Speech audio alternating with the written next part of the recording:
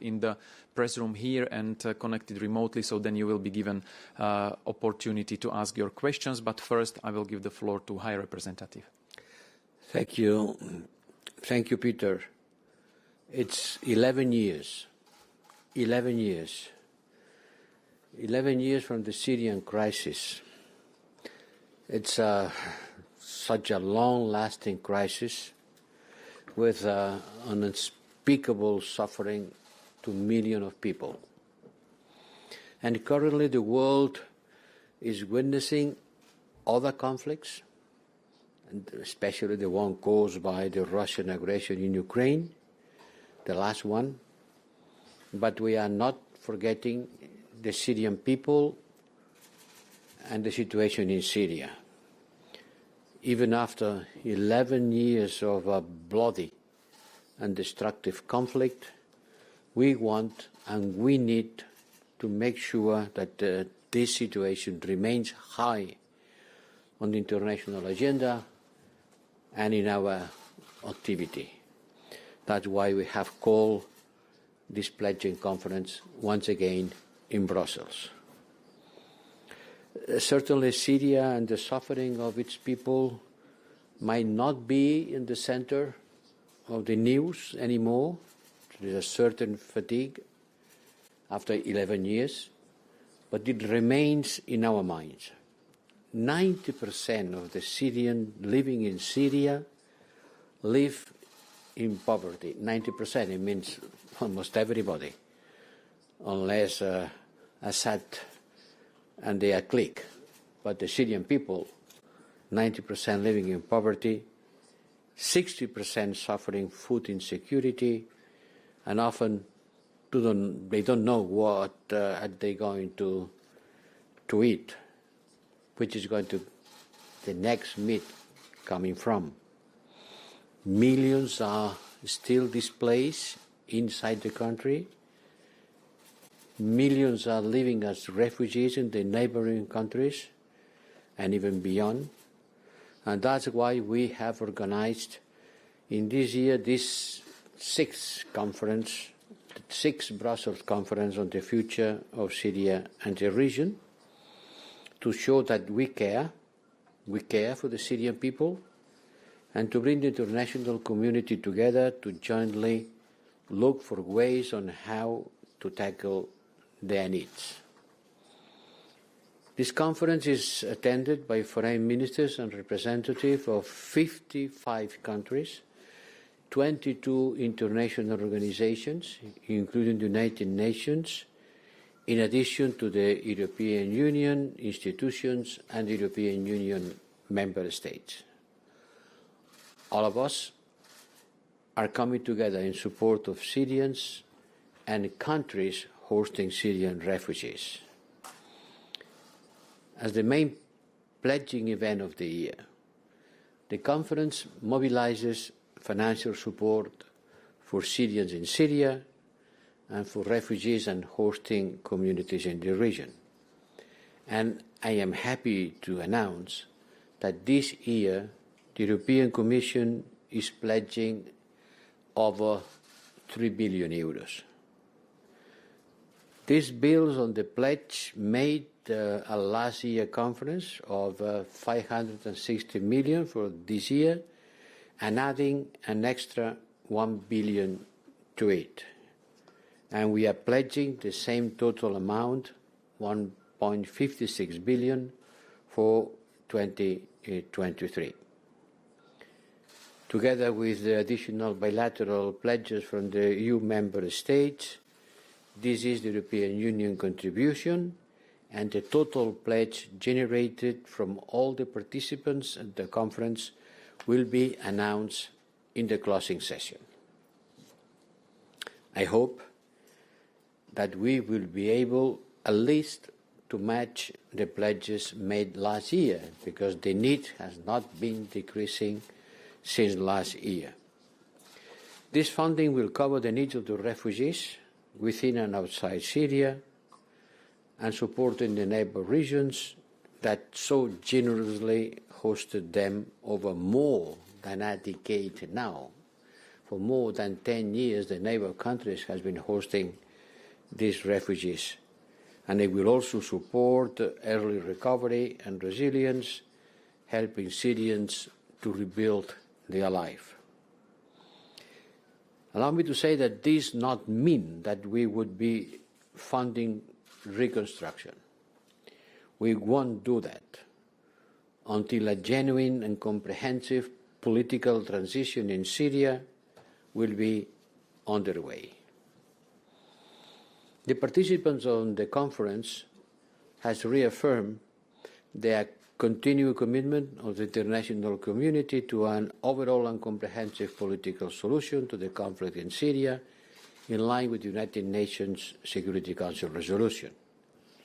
And we support the efforts of the United Nations Special Envoy for Syria, Mr. Pedersen, to generate momentum for the political process through the step-by-step process that he has been putting in place.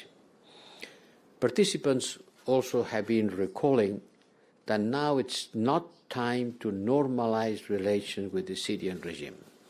It's not time to normalize relations with the Syrian regime, for which you would have to fundamentally change course and engage meaningfully in a genuine political process, which is, by the time being, not the case.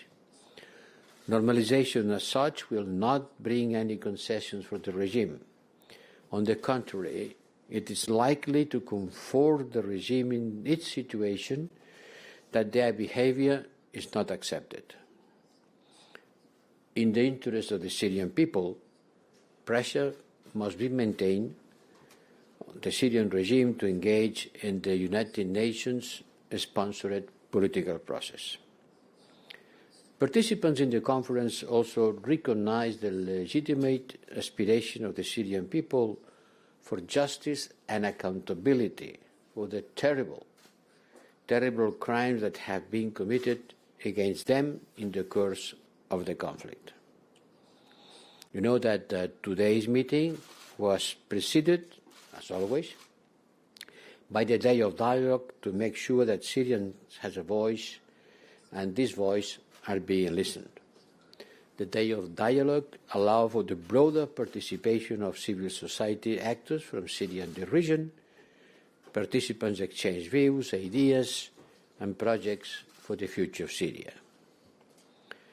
It is obvious that Syrians want to create the conditions for a durable peace in Syria themselves.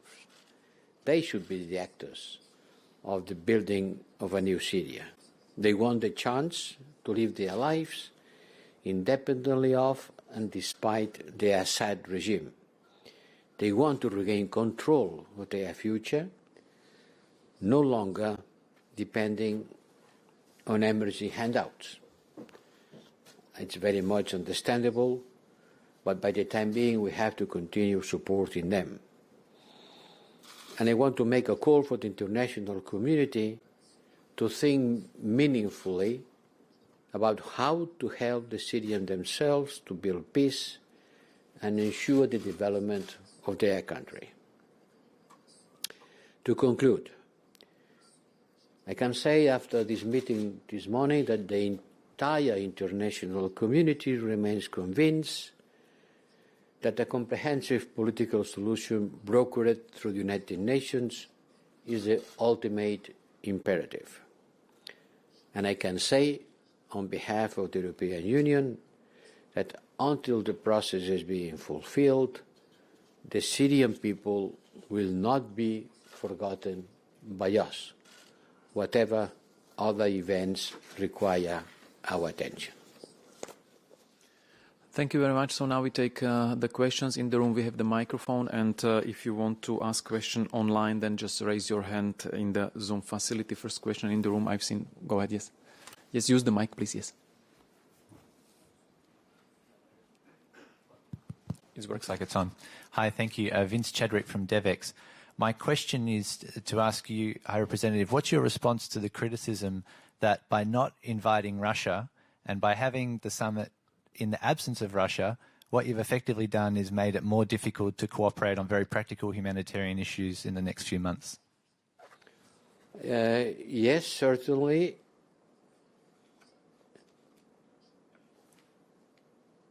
Russia has not been invited.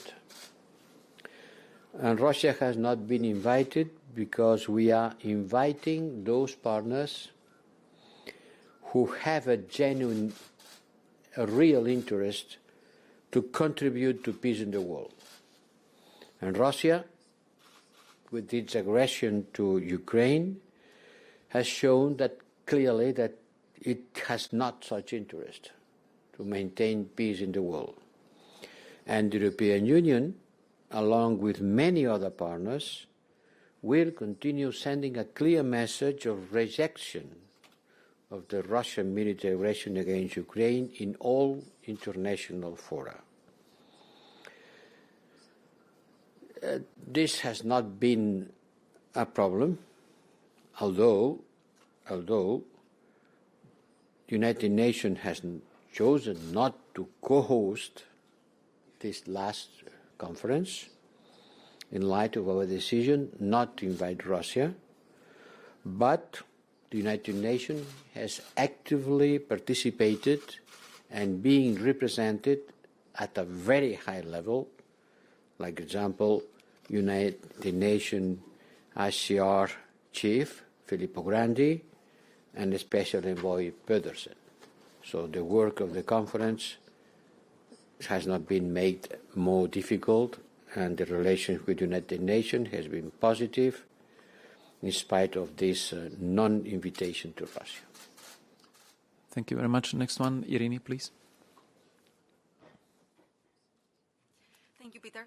High Representative, I'd like to ask you, you've just mentioned that we should not expect any normalization of EU ties with Bashar al-Assad at the moment. Under what kind of circumstances should we expect a normalization of the ties? And secondly, on Russia, despite the robust packages of sanctions, Moscow continues the onslaught and keeps trying to divide the European Union. How EU is going to respond to Moscow? Thank you. We continue discussing at the level of the permanent representative of the member states in order to get an agreement that could be adopted by the Foreign Affairs Council, which is the body that has a decision capacity on sanctions. We continue working on that. There are still some difficulties pending.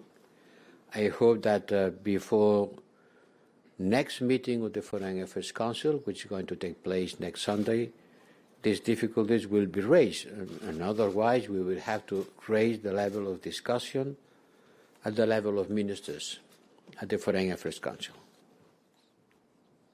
And I explained that no normalization without changing on the behavior of the Assad regime. Clearly, we are not going to fund the reconstruction. We are not going to normalize our relations with the Assad regime as far as there is not a deep change on their attitude towards the Syrian people, and they don't allow and they don't participate in good faith in a political transformation of the country. And on Russia, that was a question. Yes, and there is something not related exactly with Syria regime, but with the Syria pledging conference as the discussion on the sanctions. There is something new that you mentioned, and I want to use this opportunity to explain that today, apart from the discussion on sanctions against Russia, it's a different issue, we have agreed, the member states has agreed, and I've been issued a collective statement condemning a cyber attack that have been taking place since the beginning of the year against the Ukrainian government. And the important thing is that for the first time at the European Union level, we are attributing this attack to an state actor, to the Russian Federation. In the past, we have been saying that there were attacks coming from Russia. But one thing is to come from the Russian territory, and another thing is clearly attributed to the Russian Federation government. 1 hour before Russia launched its aggression against Ukraine on the 24th of February, the Russian Federation carried a cyber attack against the K8 satellite. This caused significant communication outage and disruptions across several public authorities, enterprises and users in Ukraine, and affecting also some of our member states and international partners. Certainly, this cyber attack facilitated the Russian military aggression. And this cyber attack proves the multiple layers of aggression and hybrid warfare that Russia is leading against Ukraine.